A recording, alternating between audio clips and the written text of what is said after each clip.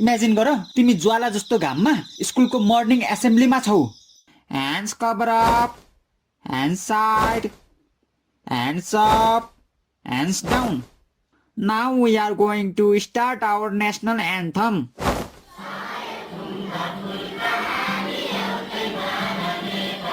अनि त्यति बेला नै सरर हावा चल्छ अनि सबैजनाको पछाडि एउटा निलो कट्टु उडेर भुइँमा झर्छ। त्यति बेला तिमीहरूको रियाक्सन कस्तो होला त? ए भिकट्टु हेर्न भिकट्टु, ए कट्टु हेर्न कसको निलो कट्टु, त्यो कट्टुमा प्वाल छ जस्तो छ। साथी हो, यो कुनै इमेजिनेसन गरेको कथा होइन, यो एउटा मेरो लाइफमा घटेको घटना हो। घटना एकदम ट्रेजिक घटना। तर यसमा यति फरक छ कि म एसेम्ब्लीमा बसेको मान्छे थिएन, म त्यो कट्टुको ओनर थिएँ, मालिक थिएँ, मालिक, मेरो कट्टु। हेलो गाइस, मेरो नाम सुस्त अनि तिमीहरू हेर्दैछौ सुस्तको स्टोरी। अनि आजको यो टपिकको लागि चाहिँ हामी मेरो पास्टमा जानुपर्छ है त। ल भिडियो सुरु गरौँ है त।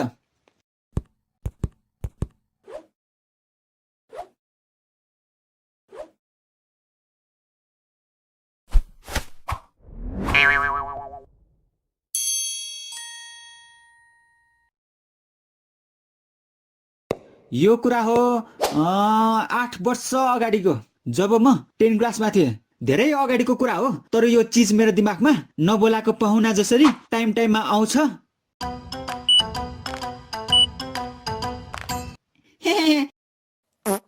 खाना पाक्यो?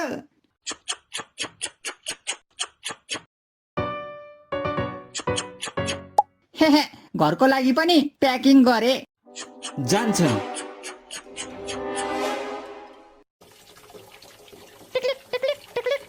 फेरि आउँछ। आज हाम्रो टोयलेटमा पानी नै रहेनछ। A few moments later.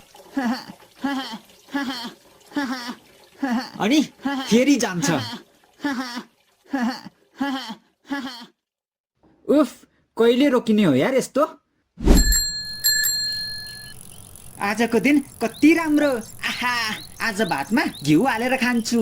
आहा, आज स्विमिङ पुल पनि जान्छु। आहा, स्विमिङ पुलको लागि स्विमिङ गर्ने कट्टु किन्छु। कट्टु? कट्टु, आई हेट कट्टु, आई हेट कट्टुज। म 10 क्लासमा हुँदा 5 महिनाको लागि होस्टेल बस्नु परेको थियो। जबरजस्ती बसाएको होस्टेल प्रिन्सिपलले। होस्टेल चाहिँ कस्तो थियो भने हामी आफ्नो ढोक्रो बोकेर फर्स्ट दिन होस्टेल गयौँ। सर, कहाँ हो हाम्रो भिआइपी रुम? त्यहाँ माथि टप फ्लोरमा छ।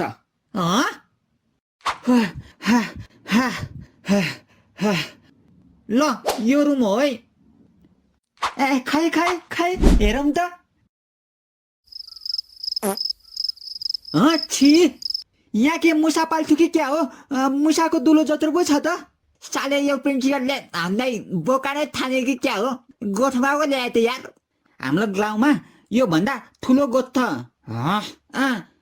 ठुलो गोठ छ, ठुलो गोठ न सोठ, त्यो साले प्रिन्सिपल कहाँ छ खोइ? ल हरायो त त्यो त। अनि त्यति बेला नै हो म लाइफको एक्सपेन्सिभ रुममा बसे।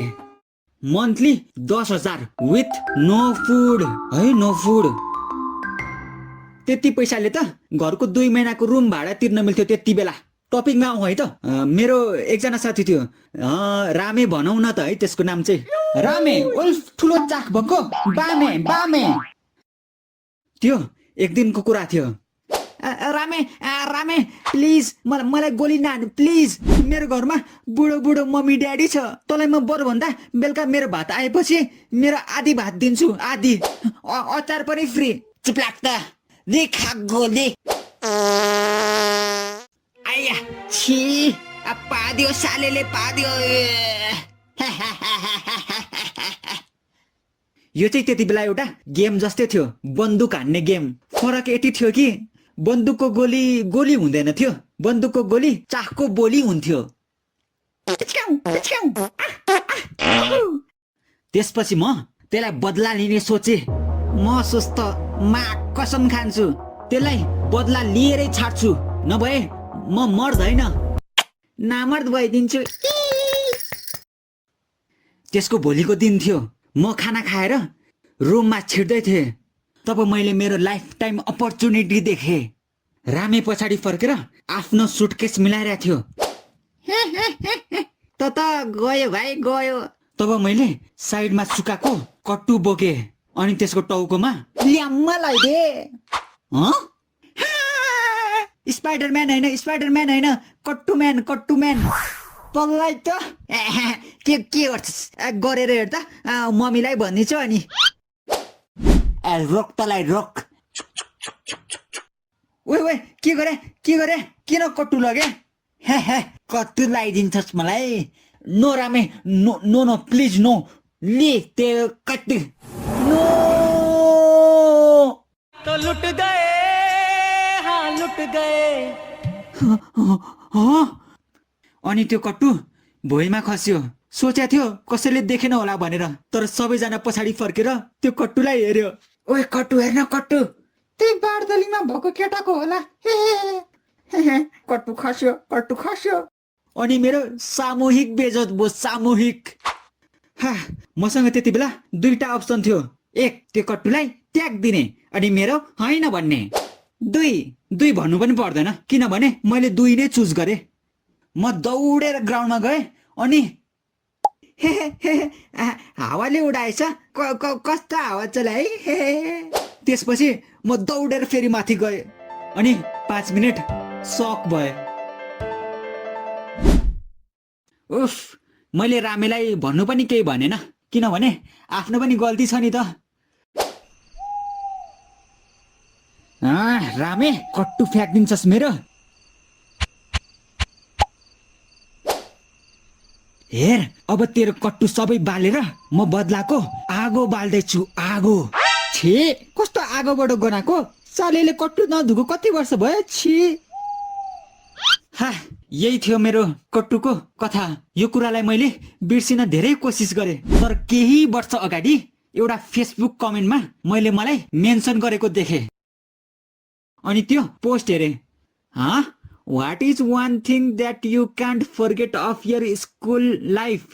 अनि त्यहाँ टन्ने मेरो क्लासमेटहरूको कमेन्ट थियो। अनि एउटा कमेन्ट चाहिँ कस्तो थियो भने, सुस्त ब्लू माचो चड्डी। मैले त ब्रान्डको नाम पनि बिर्सिसकेको थिएँ यार। यसलाई कसरी थाहा भयो?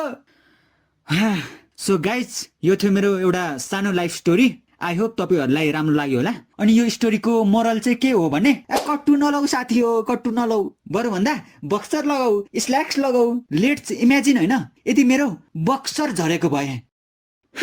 उफ, मेरो बक्सर झरेछ। यो जस्टिन बिबरले पनि लाउँछ क्या, प्योर इलास्टिक भएको। ढिच्यौँ। ल भयो अब चाहिँ बाई।